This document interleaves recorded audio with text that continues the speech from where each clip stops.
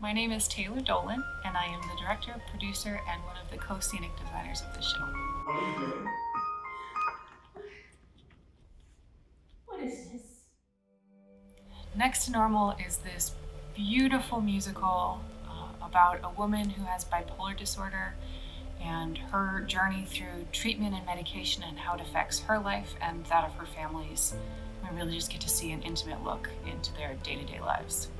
My cast and crew started out as just me thinking that the show was a good idea, and Shannon Miller saying that the show was indeed a good idea. And then we set up an audition, and about 50 people came out to audition, and from that 50 we got our family of 6 actors. And the crew happened a little more organically in the way that Northwest Arkansas is. If you know someone who knows someone who's also talented at lights, they end up in the show. And so we started with a very talented set of core designers.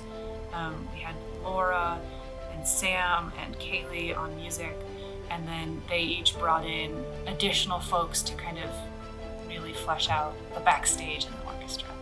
The most challenging part of this process is dealing with a show that is based around mental health when you have mental health disorders of your own. For me personally, I was going into the show knowing that every day I would be confronted with the subject matter of my own anxiety, my own depression, and my own PTSD, and having to figure out how to localize all those feelings in someone else's body and how to help them portray it through their words and not get too lost in my own and allowing my own kind of fears and depression to hold me back. And that was a constant battle. And it is a constant battle when you're living with those disorders anyway. This just made it much more in your face. You truly become a family when you do a show like this. It's so small, the group is so intimate, and you're fighting for this tiny story that it's inevitable that your hearts become a little closer and you bond. We've been through so much as a group.